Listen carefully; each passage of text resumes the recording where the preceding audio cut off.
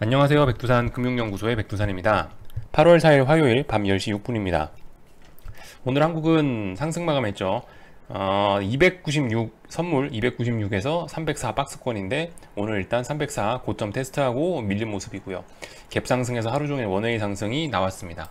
그럼에도 불구하고 콜옵션 같은 경우는 보시다시피 위쪽으로 올라가면 어떤 매도의 흐름이 나오는 것이 좀 이렇게 목격이 되고 있고요. 그러니까 좀 부담스러운 거예요. 콜도 부담스럽고 풋도 콜이 그러니까 지수가 올라도 좀 이제 더 이상 수익 나는 게 좀 굉장히 버벅버벅거리는 어쨌든 그런 모습이 좀 나오고 있습니다. 올라가면 위에서 매도나 세게 때리고 있고 아무튼 풋 쪽에서는 뭐 풋은 또 반토막 나면서 말씀드렸다시피 얘가 살아나는 데는 뭐 일단 이번 주에는 글러먹었다 이런 말씀을 드리고 있습니다. 풋이 살아나는 데는 오늘 저점을 깨고 이게 보시다시피 살아난 게 아니기 때문에 오늘 양봉 달고 올라오고 그런 게 아니기 때문에 이거는 회복하려면 시간이 좀 걸리겠죠. 아무튼 그래서 뭐 당장 빠지는 일은 없습니다. 그렇다고 해서 문제는 위쪽으로도 오를 것이냐, 미국장에 달렸겠죠. 304를 오늘 넘지 못했는데 내일 304를 넘어갈 거냐, 이런 부분은 일단 오늘 밤 미국에 달린 것 같습니다. 오늘 어쨌든 뭐 코스피 대형주들이 좀 많이 올라가면서 지수를 방어를 한 이런 모습이고, 아무튼 독특한 점은 여러분들 계속 환율이 뭐 시장이 올라간다 어쩐다 저쩐다 해도 계속 환율이 강세가 나오지 못하고, 더군다나 달러 인덱스의 달러 약세에도 불구하고 환율이 계속 우리나라 원화가 같이 약세를 보이고 있다는 것이 일단 지금 이 시장에 굉장히 좀 주의해서 보셔야 될 모습이다 라는 것입니다. 환율이 지금 보시면 며칠째 이렇게 어느 정도 지지선을 보이고 있고 5일선 위에 올라타는 모습 나오고 있거든요. 일단은 좀 주목해서 보셔야 될 부분이다.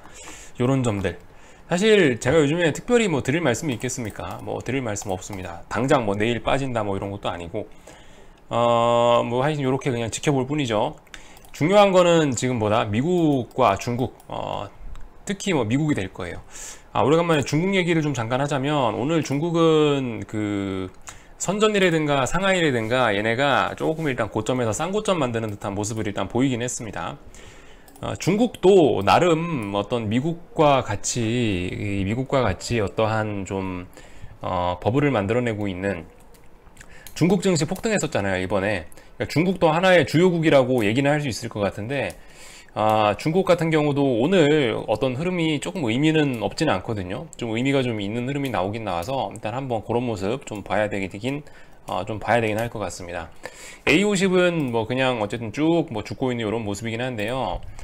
그 상해라든가 아니면은 선전이라든가 이런 쪽 지수를 보시면은 상해 같은 경우 일단은 뭐 살짝 일단 고점을 낮추고 있을 가능성이 있는 이런 모습이 나오고 있고, 오늘 선전이 사실 조금 더 드라마틱해요. 선전 쪽 같은 경우는 보시다시피 좀 고점, 전고점 자리에 바싹 갖다 붙여서 고점이 좀 많이 낮아지고 그런 상황에서 하락 마감하는 이런 모습들이 나오고 있다라는 거 보실 수가 있겠습니다. 그러면서 중요한 거는 이 환율 같은 것도, 중국 환율도 위안화도 계속 어느 정도 지지력을 확보하면서 얘도 약세로 돌아서려고 하고 있다라는 거, 이런 것도 좀 주목을 하시긴 하셔야겠죠. 방금 말씀드렸던 우리 원화도 보시다시피 계속 지지력이 나오고 있고, 이런 모습들을 좀 주목하셔야 되겠다.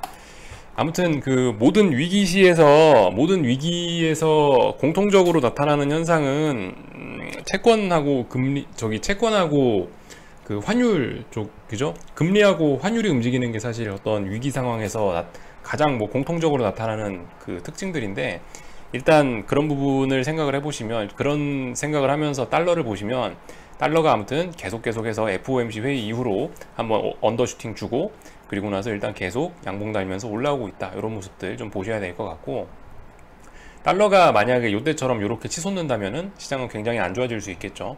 근데 보시다시피 이 어떤 제가 리플 달면서 그런 표현을 썼는데, 영화 매트릭스 보신 분들 기억나실지 모르겠는데, 네오가 탄생함으로 인해서 스미스가 탄생이 된 거 아닙니까, 결과적으로. 그러니까 어떤 극의 탄생은 다른 극을 만들어낸다는 건데, 이번에 그 달러 인덱스 같은 거를 보시면은 이번에 어떻게 돼요? 완전 뽑아냈죠. 얘도 아주 극단적으로 뽑아냈습니다. 기울기 요렇게 주다가 마지막 한 번 더 뽑고 나서 이렇게 지금 주고 있는 상황이기 때문에 어떤 극을 만들어냈다. 극을 만들어내면 또 반대쪽 극도 봐야 되거든요.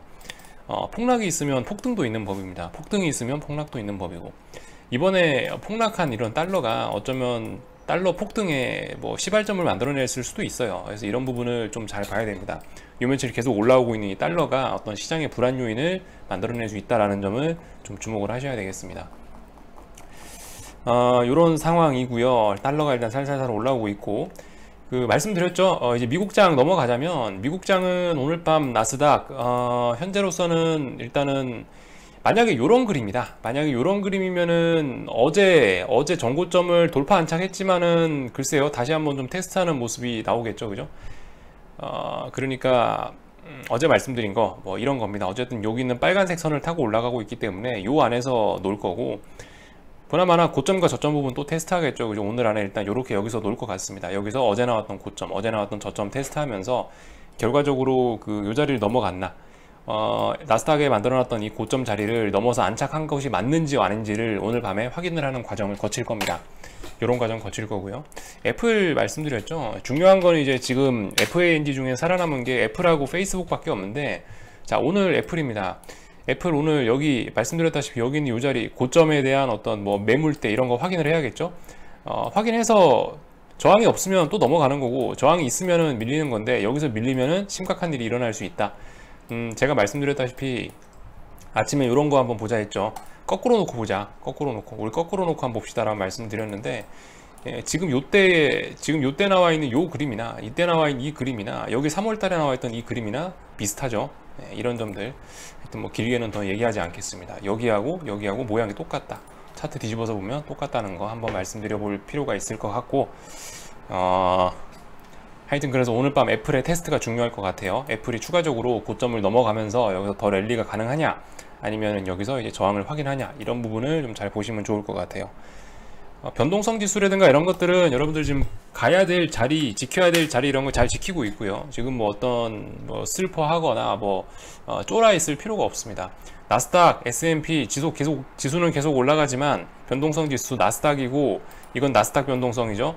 그리고 S&P 변동성이고, 일단 다 같이 이렇게 올라가는 좋은 모습들 보이고 있으니까 어쨌든 뭐 굳이 여기서 뭐 쫄고 뭐고 이럴 필요는 없을 것 같습니다. 하방 보시는 분들 굳이 쫄아 있을 필요는 없을 것 같다. 이 정도 말씀 드릴 수가 있을 것 같습니다.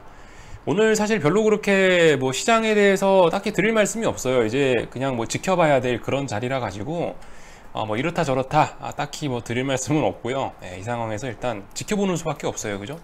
지켜보는 수밖에 없고, 여러분들 어쨌든 이런 상황에서 제 아무리 뭐 시장이 내가 생각한 대로 간다, 뭐 내가 생각한 대로 가지 않는다라고 해서 여러분들 분석 자체는 어쨌든 계속 하셔야 됩니다. 자꾸 분석을 해보고 본인만의 시나리오를 세워보고, 그게 맞든 틀리든 자꾸 시나리오를 세워보고 그런 식으로 대응을 하셔야지, 야 어차피 이거 해도 받지 않는데 뭐 어떤 예측이 무슨 소용이냐, 이런 식으로 해버리시면은 무슨 실력이 늘겠어요. 그죠? 어쨌든 맞든 틀리든 내가 뭐 틀려서 기분이 나쁘든 어쨌든 그런 게 중요한 게 아니고, 일단은 뭐 공부잖아요. 공부고 뭐 틀리는 것도 경험입니다. 계속 일단은 뭐 틀리고, 지금 시장이 비정상이라 갖고 뭐 나의 뭐 예측이나 뭐 시나리오를 아예 안 세운다, 그것도 좀 솔직히 올바른 건 아닌 것 같아요. 맞든 틀리든 일단 계속해서 들이대보고, 문제는 들이대는 과정에서 돈은 좀 적게 까여야겠죠. 어쨌든 실패하면서도 계속 어떤 미래에 대한 가능성은 남겨놔야 되니까 그런 부분은 관리하시고, 너무 뭐 그렇게 무기력하고 그럴 필요는 없을 것 같아요. 아무튼 그렇게 뭐 시련을 겪는 것도 발전해 하는 과정이니까, 저는 어쨌든 뭐 일부 어떤 분들이 야 뭐 네가 하는 걸 보니까 맨날 틀리고 이게 뭐 의미가 없냐, 뭐 지금 와서 이렇게 하는 게 무슨 소용이냐 그러는데, 저는 그런 의견엔 솔직히 조금 반대합니다. 뭐 틀릴 수 있어요. 그죠? 당연히 예측하는 건데, 예측이라는 건 틀릴 수 있는 거고, 틀림에도 불구하고 일단 계속 들이대보고, 뭐 내가 그 와중에서 뭐가 틀렸나라는 거를 찾아내면서 나의 이론, 또 그리고 나의 어떤 시장에 대한 뷰, 나의 시장에 대한 관점을 완성시켜 나가는 게 주식 공부라고 생각하는데, 어쨌든 그래서 뭐 소용이 없는 게 아닙니다. 어쨌든 계속 해나가야 되겠죠. 이런 게 쌓이면은 결국 여러분들께 큰 도움이 될 거다라는 거. 너무 막 어떤 비관이나 낙관론 이런 거에 빠져 있을 필요 없이 좀 객관적으로 시장 보면서 시간을 잘 보낸다면은 어쨌든 언젠가는 성공하는 날이 올 거라고 생각을 합니다. 자, 아무튼 여기까지 하고요. 궁금한 거는 리플 남겨주세요. 내일 아침에 또 뵙도록 하겠습니다.